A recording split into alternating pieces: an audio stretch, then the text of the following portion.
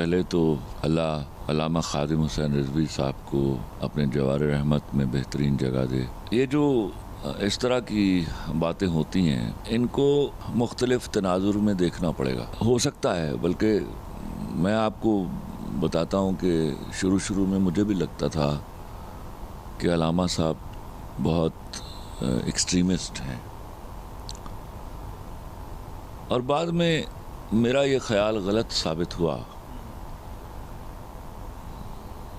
मुझे लगा कि तौहीने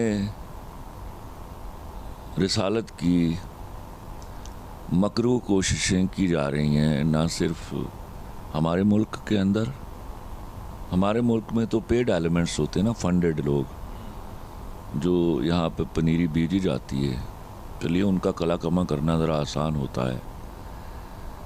लेकिन डेनमार्क और उसके बाद फ्रांस की जो गलीज़ हरकत है, इसका मतलब है कि अगला प्लान तैयार है, या ये प्लान डेकेड से तैयार था, उसको इम्प्लीमेंट करने के लिए रास्ते ढूंढे जा रहे थे।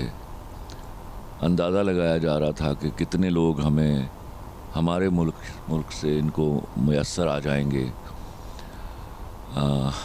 जो इस किस्म की बातों को आहिस्ता आहिस्ता जहर बनाकर कानों में डालने लगेंगे।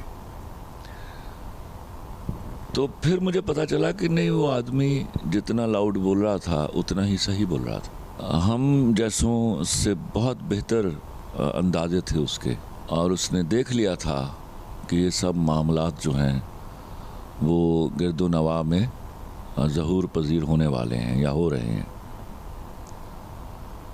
हम यहाँ लहजे की सख्ती या उनका कभी कभार मुंह भरकर किसी को कुछ कह देना, उसको उस पर दलीलें वज़ा होती रहीं और हम सुनते रहे। बाज़ औक़ात हम डिसएग्री भी करते थे, लेकिन अब मैं समझता हूँ कि वो मुंह भर करते थे वो बिल्कुल सही देते थे। एक पुरानी साजिश चल रही है मुसलमानों के ख़िलाफ़, जिसमें हमें कभी भी इकट्ठे होकर बैठकर अपने मामलात के हल का और सलूशन तक पहुंचने का रास्ता इख्तियार करने का मौका नहीं दिया जाएगा। ये तय है। फ़िरक़ों में बांटा गया, फ़िक़हाओं में बांटा गया, हत्ता कि हमें फंडिंग की गई एक दूसरे की फ़िक़ा को गाली देने की, और वो गाली दी जा रही है, वो गाली दी जाती है, और वो गाली परहैप्स अभी भी दी जाती रहेगी। ऐसे एलिमेंट्स जो होते हैं, ऐसी सूरत हाल में जब एक बड़ा आदमी जो है वो दुनिया से पर्दा कर जाए और वो इतने बड़े काम का अलम उठाया हो उसने, तो हमें पीर अफजल कादरी साहब को भी गौर से देखना होगा कि यकायकी क्या हुआ। यही बातें जो वो आज कर रहे हैं, ये उस वक्त क्यों नहीं की जब वो जिंदा थे और वो उसका ठीक से जवाब भी दे सकते थे उनको। ये कैसे मुमकिन है कि आप आज उसके बेटे पर भी इतने इल्ज़ामात लगा दें, आप ये भी कह दें कि मैं हूँ वो शख्स जो इसको लाने वाला था। अगर आप उसको लाएं, उनको लाएं, खुदा गवाह है आपने बड़ा नेक काम किया। आपने इस मुल्क को एक ऐसा बड़ा आदमी दिया जो जिसकी बात में, जिसकी दलील में, जिसकी तकरीर में वज़न था, और वो लोगों को बताने के काबिल था और समझाने के काबिल था कि मुश्तरी होशियार बाश, आपके नबी सल्लल्लाहु अलैहि वसल्लम की तौहीन के लिए कमर कस ली गई है। तो आप इसकी तख्त नशीनी को क्यों देख रहे हैं?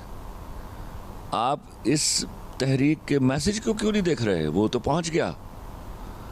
अब वहाँ कोई भी खड़ा होगा, उसके पास कोई चारा नहीं है कि वो मोहम्मद सल्लल्लाहु अलैहि वसल्लम की हुर्मत, आबरू और नामूस पर अपना सर कटवाए। वो चाहे नाउज़ुबिल्लाह कोई नशई हो, वो चाहे कोई कुंद जहन हो। और आपके कुंद जहन कहने से क्या होता है भैया?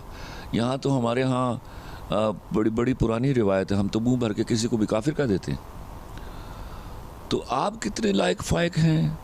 आपसे फिर सवाल किए जाएंगे। आप इतने लायक फायक होते, इतने ईमान वाले होते, तो कादरी साहब आप ये बातें علامہ صاحب کی موجودگی میں کرتے اور ہم اس کو اپریشیٹ کرتے اور علامہ صاحب سے جواب سنتے ان کا کہ یہ معاملہ میرے نبی کی ناموس اور آبرو کا ہے، ان کی عزت کا ہے. تو قادری صاحب کو محتاط ہونا چاہیے، ان کو کسی کا اعلی کار نہیں بننا چاہیے.